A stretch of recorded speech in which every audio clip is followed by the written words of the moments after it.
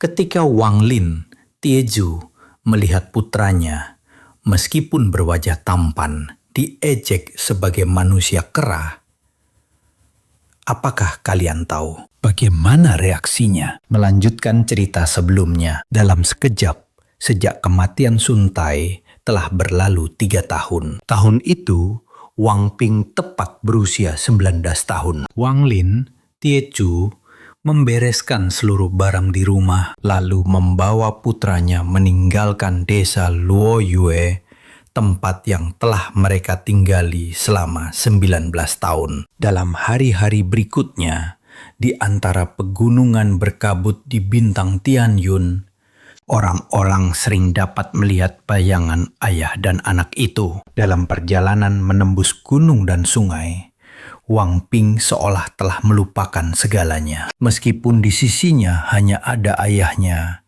namun gunung, sungai, dan langit seakan mampu merasakan keberadaannya. Mengandalkan setiap langkah pendakian dengan seluruh kemampuan seorang manusia biasa, Wang Ping perlahan memahami di dalam sisa jiwa yang hancur itu suatu pemahaman yang menentang langit. 3 tahun berlalu dengan sangat cepat. Selama 3 tahun itu, rasa hormat Wang Ping terhadap ayahnya semakin dalam. Di matanya, ayahnya adalah sosok terbesar di antara langit dan bumi. Setelah menaklukkan pegunungan, mereka melanjutkan perjalanan menuju sungai besar. Di setiap wilayah perairan, bayangan 2 ayah dan anak itu terkadang muncul, terkadang menghilang. Tawa terus terdengar tanpa henti. Sebagian besar berasal dari Wang Ping, disertai dengan tawa lepas dari Wang Lin, Tieju. Tawa itu seakan menyebar,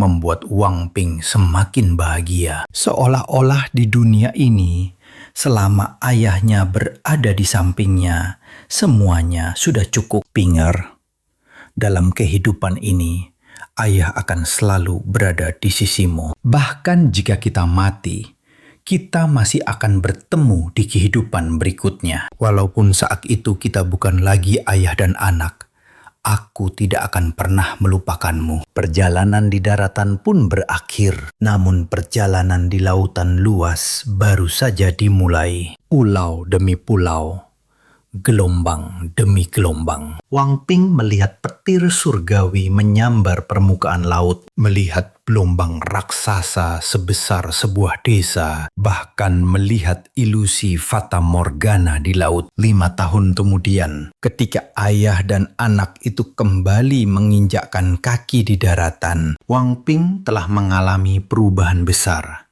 seolah terlahir kembali. Gunung terakhir yang mereka lewati adalah puncak Kilian di dekat desa Luoyue. Melihat Wang Ping, Wang Lin, Tieju tersenyum. 8 tahun ini adalah jalan yang telah ia pikirkan sejak lama. Suatu metode untuk sepenuhnya menghilangkan kebencian dalam jiwa Wang Ping. Sekarang, kebencian dalam jiwanya hanya tersisa sedikit. Sisa ini tidak dapat dihapus dengan kekuatan ilahi maupun obat-obatan. Hanya dapat perlahan dibersihkan melalui reinkarnasi. Pada saat itu, langit mulai menggelap, petir berkilat, guntur bergemuruh. Kekuatan langit dan bumi menarik perhatian Wang Ping. Tidak lama kemudian, hujan dan petir datang bersamaan, menyapu segalanya. Di puncak gunung, ayah dan anak itu hanya berdiri diam, memandang langit dan bumi. Hujan dan petir datang dengan cepat dan pergi dengan cepat pula. Awan pun menghilang, dan sebuah pelangi 7 warna muncul di langit. Namun, dalam ketenangan itu, tiba-tiba terdengar sebuah suara. Di kejauhan, sebuah cahaya pedang melesat dengan suara gemuruh. Di dalam cahaya itu berdiri seorang pria paruh baya. Ia melintasi pegunungan dan menghilang di kejauhan. Wang Ping menatapnya dengan saksama. Ini adalah pertama kalinya dalam hidupnya